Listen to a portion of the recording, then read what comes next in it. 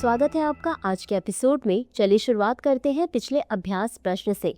निम्नलिखित कथनों पर विचार कीजिए। कथन 1, समुद्री हीट वेव ऐसी चरम समुद्री घटनाएं हैं जिनमें समुद्र की सतह का तापमान कम से कम 5 दिनों के लिए औसत से 3 से 4 डिग्री सेल्सियस अधिक हो जाता है। कथन 2, जलवायु परिवर्तन के कारण पिछली शताब्दी में वैश्विक महासागर के तापमान में 3 डिग्री सेल्सियस की वृद्धि हुई है।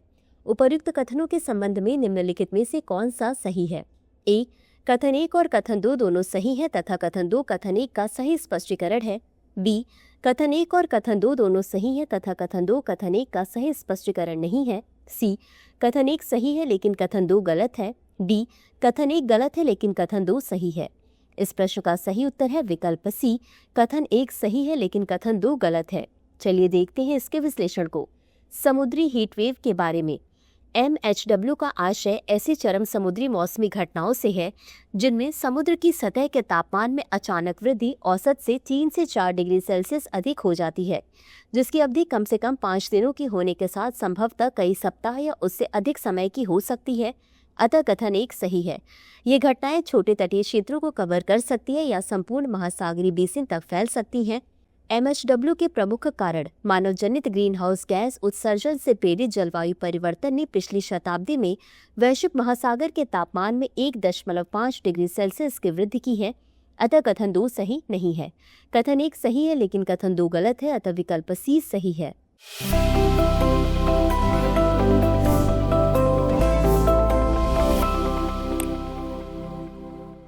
तो चलिए शुरुआत करते हैं आज के एपिसोड की पहले प्रश्न से। कभी कभी समाचारों में रहने वाला उन्नत सांभा महसूरी निम्नलिखित में से किससे संबंधित है? ए, गेहूं की एक उच्च उपज देने वाली किस्म। बी, जीवाणु जनित झुलसा के प्रति प्रतिरोधी चावल की किस्म। सी, मछली की एक नई खोजी गई प्रजाति। डी, दक्षिण भारत में लोक नृत्य का एक पारंपरिक रूप।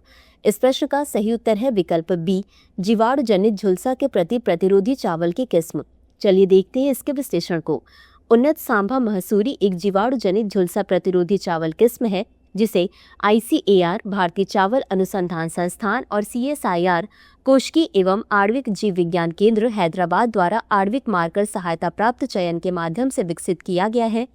इसमें 3 प्रमुख प्रतिरोधी जीन हैं, XA21, XA13 और XA5, जिन्हें आणविक मार्कर आधारित प्रौद्योगिकी का उपयोग करके शामिल किया गया है, जिससे यह जीवाणु जनित ब्लाइट रोग के प्रति अत्यधिक प्रतिरोधी है।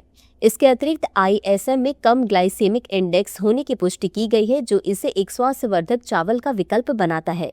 भारत के पहले जैव प्रौद्योगिकी व्युत्पन्न कृषि उत्पादों में से एक के रूप में इसे पौधा किस्म और कृषक अधिकार संरक्षण प्राधिकरण के तहत पंजीकृत किया गया है, अतः विकल्प बी सही है।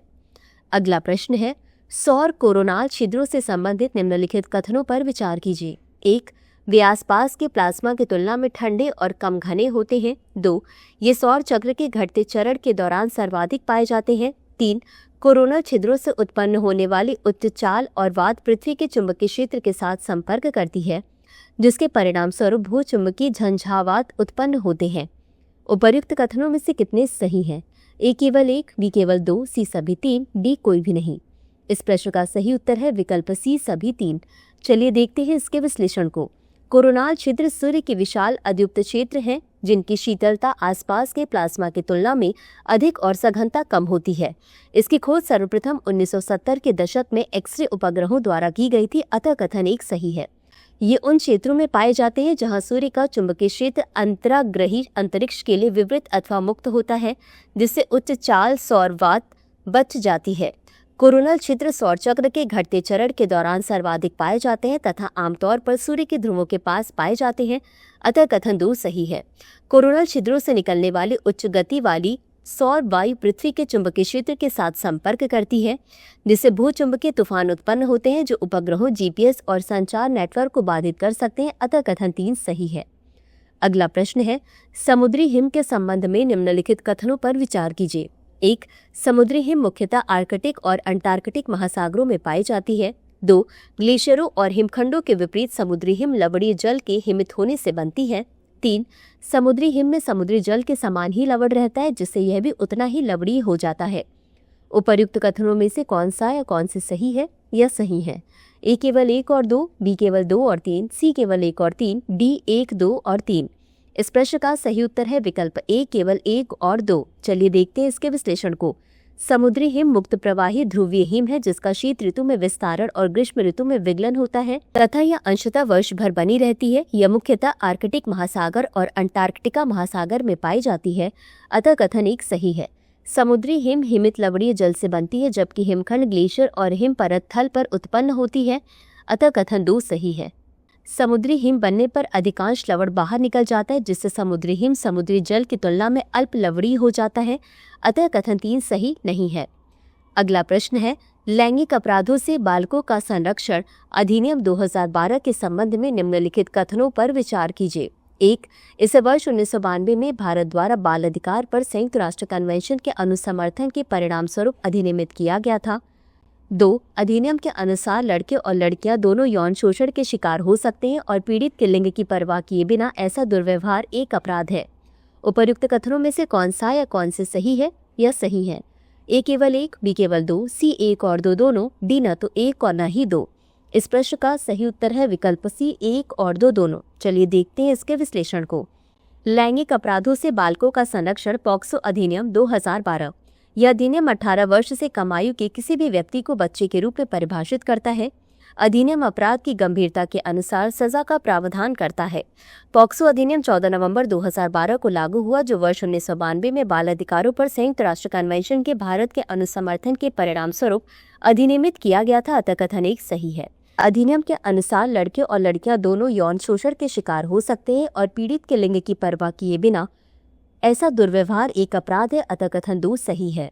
अगला प्रश्न है निम्नलिखित में से कौन सा देश बेलारूस के साथ सीमा साझा नहीं करता है? ए लिथुआनिया, बी एस्टोनिया, सी पोलैंड, डी रूस। इस प्रश्न का सही उत्तर है विकल्प बी एस्टोनिया। चलिए देखते हैं इसके विश्लेषण को। बेलारूस एक स्थलरुद्ध देश है जिसकी सीमा उत्तर प्रदेश में लिथुआनिया और लाटविया, उत्तर और पूर्व में रूस, दक्षिण में यूक्रेन और पश्चिम में पोलैंड से लगती है। क्षेत्रफल के हिसाब से अपने दक्षिणी पड़ोसी यूक्रेन के आकार का लगभग 1/3 है। एस्टोनिया की सीमा बेलारूस से नहीं लगती, अतः विकल्प बी सही है। अगला प्रश्न है उपभोग की सीमांत प्रवृत्ति के संदर्भ में निम्नलिखित कथनों पर विचार कीजिए। 1. एमपीसी का सुझाव है कि आय में अतिरिक्त वृद्धि के साथ व्यक्ति में अधिक उपभोग करने की प्रवृत्ति होती है। 2. एमपीसी गुणक प्रभाव का भी एक प्रमुख निर्धारक है जो निवेश या सरकारी व्यय में वृद्धि का प्रभाव है जिसके परिणाम स्वरूप जीडीपी में वृद्धि होती है। उपर्युक्त कथनों में से कौन सा या कौन से सही है? यह सही है। ए केवल 1, बी केवल 2, सी 1 और 2 दोनों, डी न तो 1 और न ही 2। इस प्रश्न का सही उत्तर है विकल्प सी 1 और 2 दोनों। चलिए देखते हैं इसके विश्लेषण को। सीमांत उपभोग प्रवृत्ति या एमपीसी। एमपीसी किन्सियन समष्टि अर्थशास्त्र सिद्धांत का एक प्रमुख तत्व है जहां अतिरिक्त व्यय उत्पादन वृद्धि को बढ़ाता है तथा एक चक्र को बढ़ावा देता है जिसे किन्सियन गुणक के रूप में जाना जाता है। एमपीसी का सुझाव है कि व्यक्ति की आय में अतिरिक्त वृद्धि के साथ अधिक उपभोग करने की प्रवृत्ति होती है, अतः कथन 1 सही है। एमपीसी गुणक प्रभाव का एक प्रमुख निर्धारक है जो निवेश या सरकारी व्यय में वृद्धि का प्रभाव है जिसके परिणाम स्वरूप जीडीपी में वृद्धि होती है, अतः कथन 2 सही है। अगला प्रश्न है अरलम फार्म और वन्यजीव अभ्यारण्य के संबंध में निम्नलिखित कथनों पर विचार कीजिए। 1. अरलम फार्म और वन्यजीव अभ्यारण्य एक सदाबहार और पर्णपाती वन क्षेत्र है। 2. यह पूर्वी घाट की ढलान पर स्थित है। 3. यह अभ्यारण्य वनस्पतियों और जीव जंतुओं की विस्तृत श्रृंखला का घर है और आंध्र प्रदेश के गुंटूर जिले में एकमात्र वन्यजीव अभ्यारण्य है। उपर्युक्त कथनों में से कौन सा या कौन से सही नहीं है या नहीं है? ए केवल 1 और 2, बी केवल 2 और 3, सी केवल 1 और 3, डी 1, 2 और 3। इस प्रश्न का सही उत्तर है विकल्प बी केवल 2 और 3। चलिए देखते हैं इसके विश्लेषण को। अरलम फार्म और वन्यजीव अभ्यारण्य 55 वर्ग किलोमीटर में विस्तृत एक सदापर्णी और पर्णपाती वन क्षेत्र है, अतः कथन 1 सही है। यह पश्चिमी घाट की ढाल पर स्थित है, अतः कथन 2 सही नहीं है। अरलम अभ्यारण्य में वनस्पति जात और प्राणी जात की एक विस्तृत श्रृंखला पाई जाती है और यह केरल के कन्नूर जिले का एकमात्र वन्यजीव अभ्यारण्य है, अतः कथन 3 सही नहीं है। अगला प्रश्न है सार्वजनिक व्यय गुणवत्ता सूचकांक या QPE के संबंध में निम्नलिखित कथनों पर विचार कीजिए। 1. QPE सूचकांक नीति आयोग द्वारा विकसित किया गया है। 2. यह सूचकांक 5 प्रमुख संकेतकों पर आधारित है जिसमें पूंजीगत व्यय से सकल घरेलू उत्पाद अनुपात भी शामिल है। उपर्युक्त कथनों में से कौन सा या कौन से सही है या सही है? ए केवल 1, बी केवल 2, सी 1 और 2 दोनों, डी न तो 1 और न ही 2। इस प्रश्न का सही उत्तर है विकल्प बी केवल 2। चलिए देखते हैं इसके विश्लेषण को।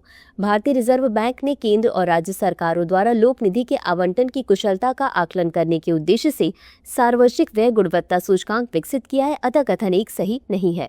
सूचकांक 5 प्रमुख संकेतकों पर आधारित है: पूंजीगत व्यय से जीडीपी अनुपात, राजस्व व्यय से पूंजीगत परिव्यय अनुपात, विकास व्यय से जीडीपी अनुपात, कुल सरकारी व्यय के हिस्से के रूप में विकास व्यय और कुल व्यय अनुपात में ब्याज भुगतान, अतः कथन 2 सही है।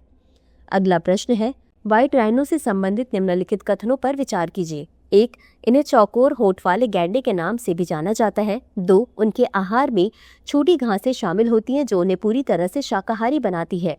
उपर्युक्त कथनों में से कौन सा या कौन से सही है या सही है? ए केवल 1, बी केवल 2, सी 1 और 2 दोनों, डी न तो 1 और न ही 2। इस प्रश्न का सही उत्तर है विकल्प सी 1 और 2 दोनों। चलिए देखते हैं इसके विश्लेषण को। हाथी के बाद दूसरा सबसे बड़ा स्थलीय स्तनपायी व्हाइट राइनो अपने चौड़े ऊपरी होठ के कारण चौकोर होठ वाले राइनो के रूप में भी जाना जाता है, अतः कथन 1 सही है। इसके 2 उपप्रजातियां हैं, नॉर्दर्न व्हाइट राइनो जो गंभीर रूप से संकटग्रस्त है और केवल केन्या में ही जीवित है, और सदर्न व्हाइट राइनो जिसे निकट संकटग्रस्त के रूप में वर्गीकृत किया गया है, जो दक्षिण अफ्रीका, नामीबिया, जिम्बाब्वे और केन्या में पाया जाता है। विशुद्ध रूप से शाकाहारी होने के कारण वे मुख्य रूप से छोटी घास खाते हैं, अतः कथन 2 सही है। तो चलिए अंत में देखते हैं आज के अभ्यास प्रश्न को। हाल ही में समाचारों में रही कैनो क्रिस्टल्स नदी और शनै तिनपिक्शा नदी निम्नलिखित में से किससे संबंधित है? ए. कोलंबिया और पेरू, बी. ब्राजील और इक्वाडोर, सी. वेनेजुएला और बोलीविया, डी. अर्जेंटीना और चिली। इस प्रश्न का उत्तर कमेंट बॉक्स में जरूर दें। आज के लिए बस इतना ही। धन्यवाद। डियर व्यूअर्स, अपने एग्जाम की तैयारी को और बेहतर करने के लिए हमारे चैनल को लाइक, शेयर और सब्सक्राइब करना न भूलें।